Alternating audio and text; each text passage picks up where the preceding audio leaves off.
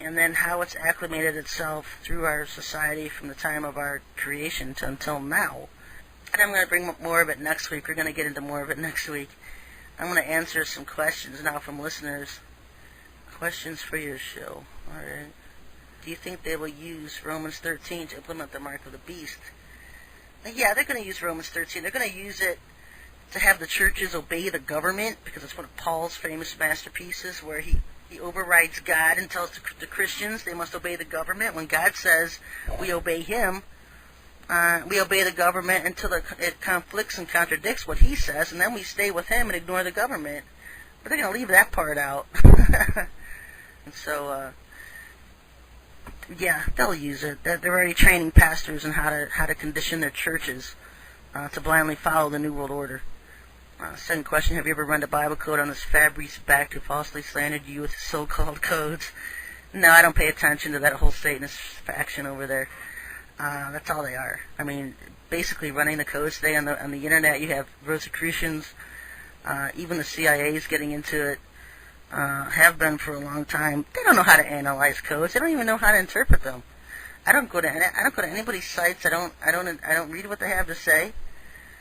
Because how can you not be a child of God's filled with His Spirit to interpret and analyze His work and be led by Him?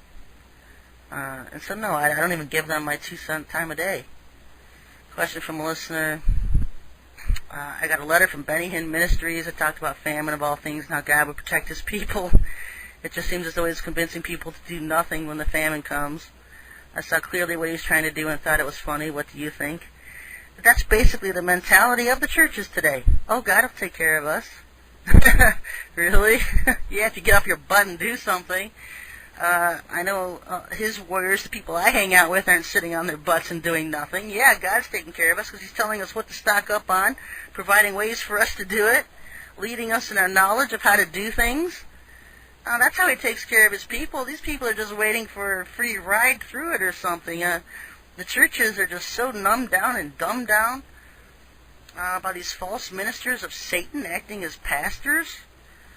And that's why I've been screaming for years to get out of the churches, folks, because they're not God's people leading the churches today. He told me that none of those churches are His. They're Satan's churches. Satan's churches. And so get out of them, folks. I finally get to hear you live again. All the people have to do is download Winamp. Yeah, download Winamp, folks, because you can download Winamp, like try Winamp.com for starters.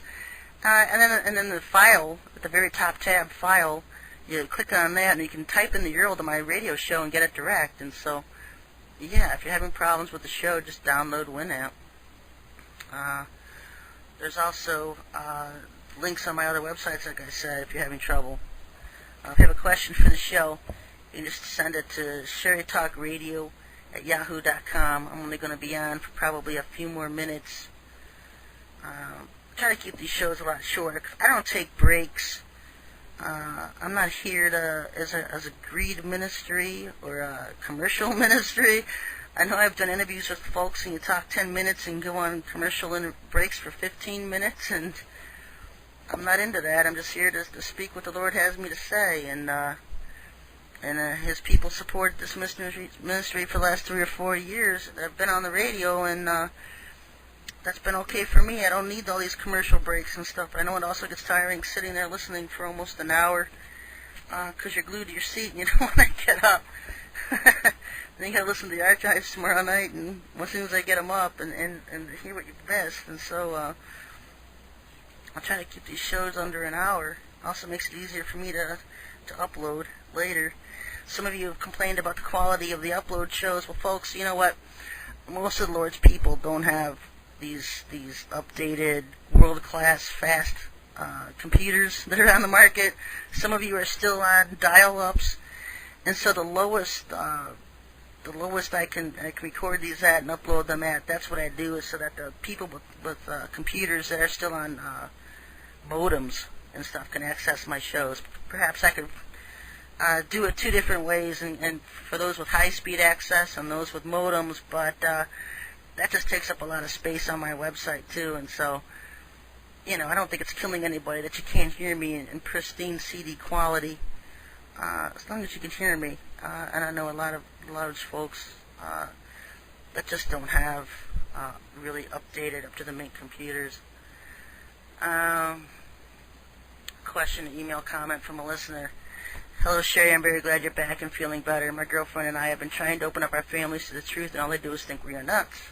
This really bothers me, considering my family grew up in a Baptist Christian church. Any suggestions?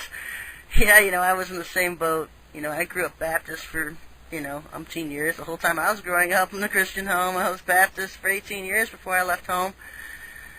And they all have that mindset, oh, the Lord will take care of us. The Lord, we don't have to do anything. The Lord's going to take care of us. And once you shatter that illusion and tell them to get off their butts, all you can do is ask the Lord to open their eyes to the truth, because that's all I could do. And it took years, but, I would send them emails here and there, give them bits of information, and eventually all those little seeds I planted started to grow a root, started to water, the Lord started watering them, because their eyes are opening more and up now, they're getting a little bit more wise to the things that are going on. I think one of the biggest things is showing them how Satan's pastors are in the churches today, and how Bush is not a Christian. If you can get them to see that one, that's a 10-foot concrete wall you've just smashed. So a lot of them still into Bush as a Christian, believing all that lies. And so they actually had a thing on TBN the other night. Walked into the bedroom. My husband had TBN on the TV about George Bush being a born-again Christian and blah, blah, blah. I think it was Pat Robertson that had him on. And I told him, turn that off, get that off the TV. I don't want TBN on my TV. And so, just breaking through the strongholds, the delusions that people have over their eyes about believing the lies that are being told. Another question. And just pray. Just ask the Lord to open up their eyes. That's all you can do. And then just feed them. Give them seeds. And let them see what you're doing. Let them think you're nuts. People thought I was nuts for 10 years. I don't care. Question from a listener. Any idea how long until the middle of the night roundups start? They're still kind of in their practice phase. Getting FEMA and ICE and everybody together and trying to get them on the same page. I don't know when the middle of the roundups start.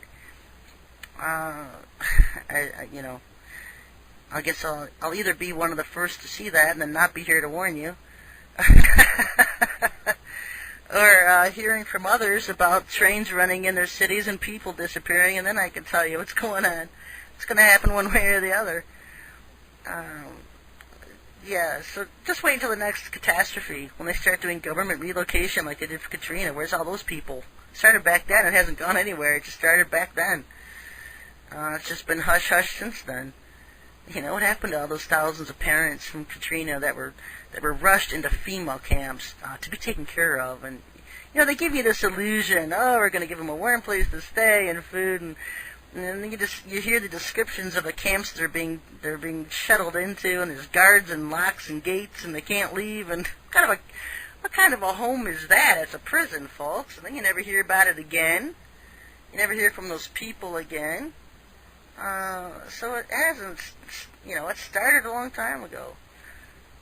A question from a listener. The video posted about that Walt's wisdom and your name getting crossed off his crap list while he holds a Colt pistol. What is that about? Was it in the codes or what? That was some kind of comedy thing. I've been told that he's some kind of actor.